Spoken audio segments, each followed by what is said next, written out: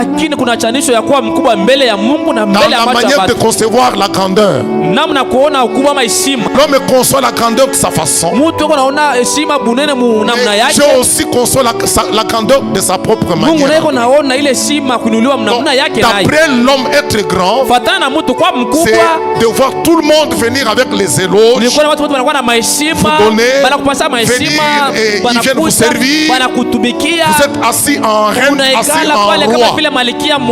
Ça, c'est la conception de l'homme. D'après ce que lui pense d'être grand. Mais d'après ce que Dieu pense de ce qu'être grand, être grand, c'est être le serviteur des autres. C'est ça, être grand. C'est la grande leçon que Jésus a d'abord voulu nous montrer. De son parcours depuis la gloire jusqu'au plus bas, de l'endroit le plus bas. Il est devenu le serviteur de ses frères et faisant un travail le plus vil, portant le nom le plus vil. Il est venu vers les personnes les plus viles. Et après avoir occupé cette position-là, c'est ainsi que Dieu devait maintenant souverainement l'élever. De l'endroit le plus bas à l'endroit le plus haut que l'homme ait jamais atteint. C'était ça le grand mystère que Jésus devait nous enseigner. Ainsi maintenant, frère Branham va dire ceci.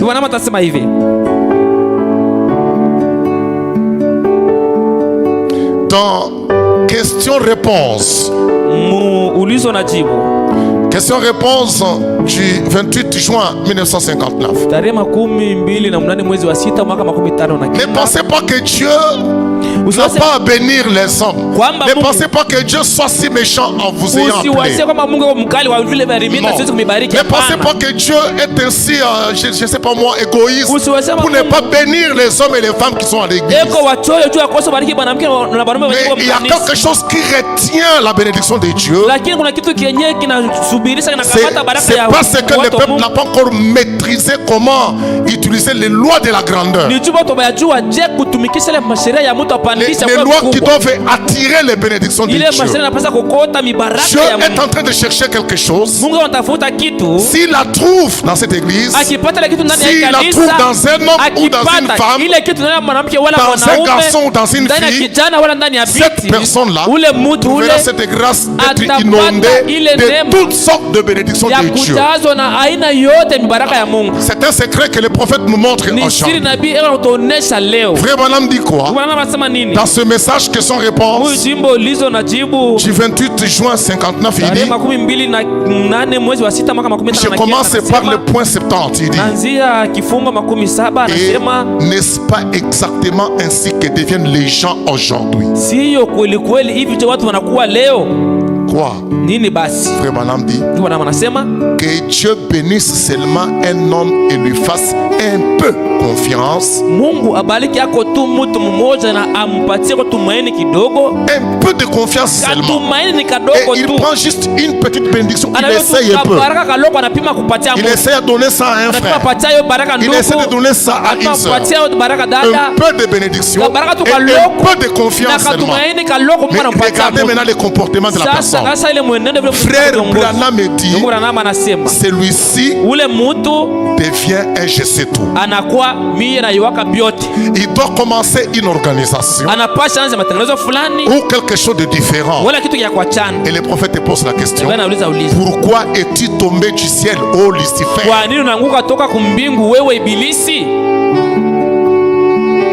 Tu peux trouver quelqu'un là assis. Seigneur, bénis-moi, visite-moi, élève-moi.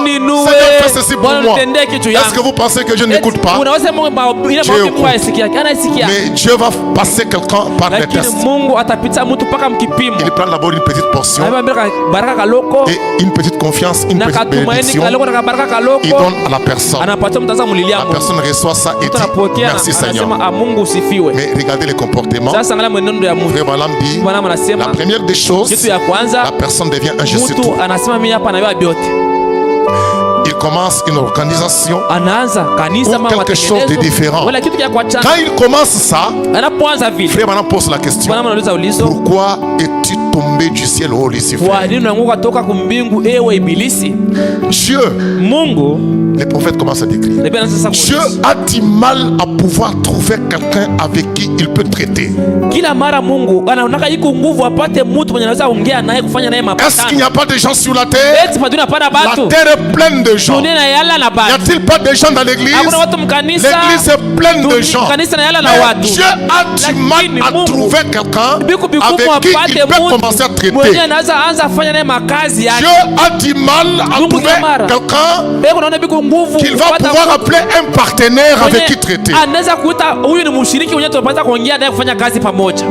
Quelqu'un qui restera humble et doux et qui attendra jusqu'à ce que Dieu l'appelle à faire quelque chose. Voyez-vous cela? Voyez-vous? Un homme que Dieu peut bénir. Donc Dieu est en train de chercher quelqu'un qu'il peut bénir. Pendant que nous sommes à l'église, nous devons connaître pourquoi nous venons à l'église. Nous ne venons pas à l'église pour que nous soyons héritiers de malédiction.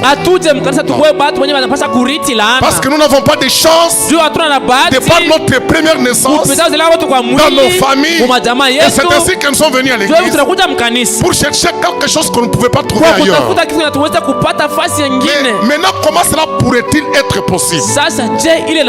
Maintenant, voilà Dieu est en train de chercher quelqu'un qui le peut bénir. Maintenant, il fallait que quelqu'un se dise ici, cette personne que Dieu cherche, c'est bien moi. Parce que Dieu ne nous a pas appelés en tant que groupe. Dieu appelle l'épouse en tant qu'individu. Donc tout celui qui viendra à l'église doit être tellement préparé. Il doit avoir un dispositif en lui. De telle manière que quand j'y vais, les choix de Dieu, c'est moi qui vais arracher ça. Ce que Dieu cherche là, la personne qu'il cherche, ça sera bien moi. Ça sera cette soeur, ou ses frères, ses garçons, ou ces filles. Tu ne dois pas regarder quelqu'un d'autre. Quelles sont les choses qui empêchent à ce que cela ne vienne? Qu'est-ce qui empêche? Frère Madame dit, Dieu cherche un homme qu'il peut bénir et qui restera un homme.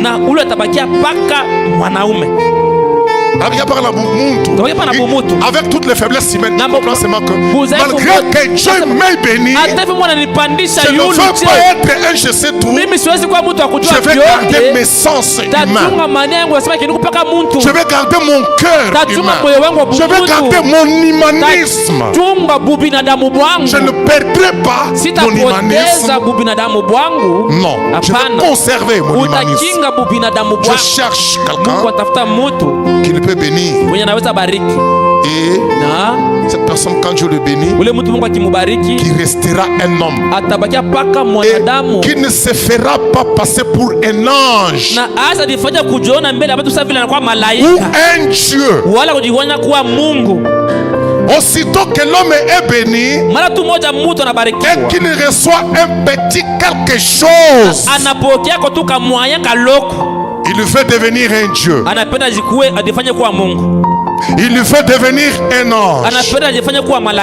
Il fait devenir une personne importante. Ce que je fais, moi, vous voyez, il n'y a personne ici qui peut le faire. Vous voyez, quelqu'un qui change de statut.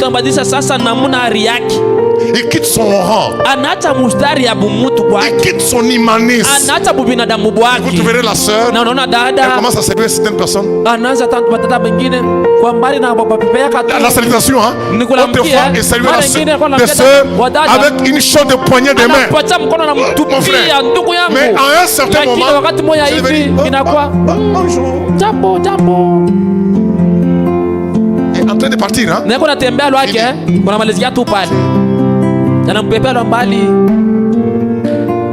En train de partir. C'est ça. Or, Dieu a des colis et des colis à donner à l'homme. Mais il a du mal à trouver à qui il peut donner ça. Parce qu'il a dit, quand je serai élevé, j'attirerai les hommes vers moi. Donc les hommes deviendront mes collaborateurs. Ils deviendront mes partenaires. Ils deviendront mes héritiers. Je partagerai avec eux ma position. Je partagerai avec eux ma position. Ils seront héritiers de ce que je suis. Ce que moi je suis. Frère Branham dit que Jésus a dit que vous êtes héritiers de ce que moi je suis. Pas seulement de ce que j'ai, mais de ce que je suis. Qui est-il? S'il est Dieu, toi tu dois devenir un petit Dieu. S'il est omnipotent, c'est-à-dire tu dois être omnipotent. S'il est capable de tout, c'est-à-dire toi tu vas aussi être capable de tout. S'il n'échoue pas, c'est-à-dire toi tu ne vas pas aussi échouer. Il cherche quelqu'un. Quand je serai élevé, j'attirerai les hommes vers cette position-là. Mais qui va-t-il attirer?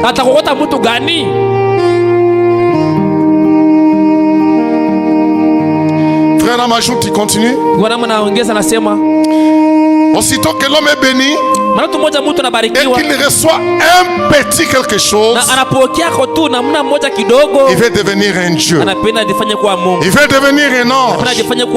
Il veut devenir une personne importante. Et il va commencer à dire ce que je fais. Tu vois, moi, c'est seulement cela. C'est une mauvaise attitude. Dieu cherche quelqu'un qu'il peut bénir et sur qui il peut déverser les bénédictions. Déverser. Quand on dit déverser, c'est-à-dire il n'y a rien qui va rester. Il n'y a rien qui va rester, c'est-à-dire il est blanc si c'est la corbeille, si c'est le tonneau, tout ce qu'il y a comme contenu sur l'homme. Mais où est-il?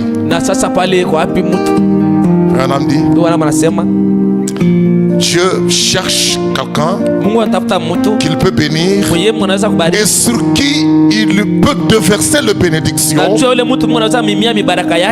qui, plus il est béni, plus il devient petit.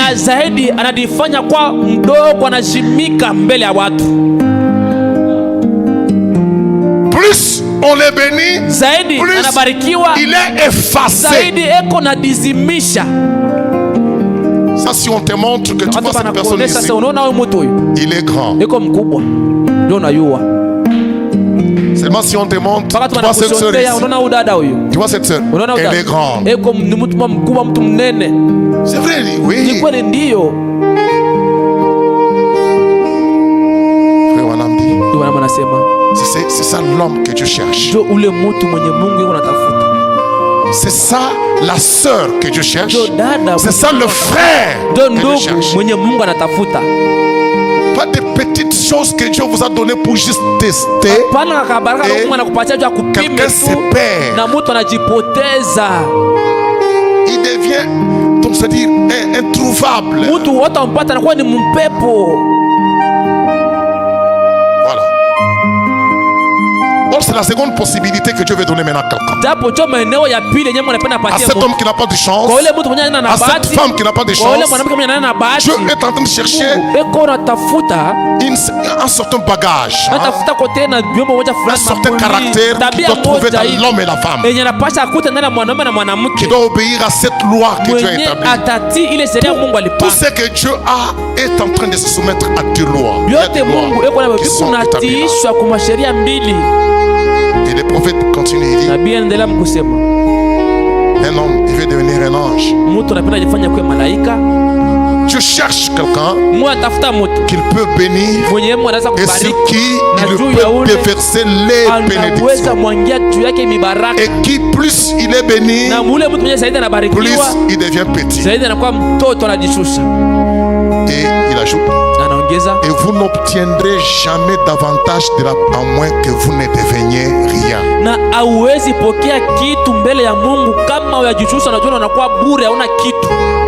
Consentir à n'être rien.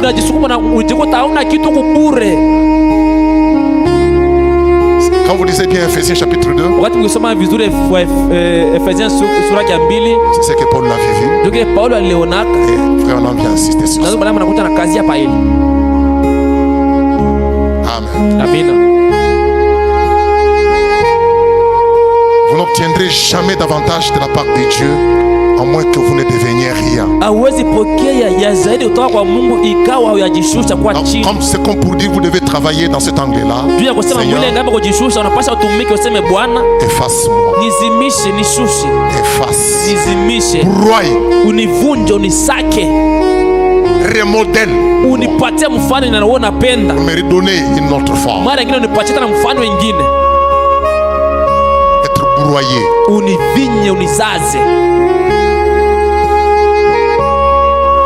Vous devez vous rabaisser. Celui qui s'élèvera, Dieu l'abaissera.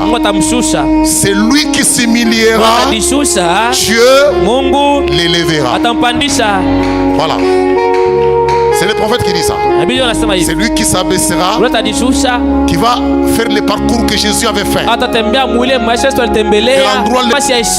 l'endroit le plus bas qui puisse exister. C'est-à-dire consentir à n'être rien. Consentir que mon frère me dépasse. Ma soeur ici me dépasse. Et le plus grande, plus puissante, plus meilleure que moi, je ne suis rien. Voilà. Quand vous attendrez ce niveau-là, quand chacun descendra à ce niveau-là, il subira les rayons d'attraction de Dieu. Il va obéir à la loi de Dieu. Et le soleil qui va s'élever sur lui va le propulser. Frère Branham dit, vous devez vous rabaisser. Celui qui s'élèvera, Dieu l'abaissera. Mais celui qui s'humiliera, Dieu l'élèvera. Vous devez devenir un petit avant, vous devez devenir petit avant de devenir grand. Et vous ne serez jamais grand par vous-même. Vous serez seulement autant grand que Dieu sera en vous. Donc la grandeur de votre grandeur dépend de la grandeur de Dieu que vous avez en vous.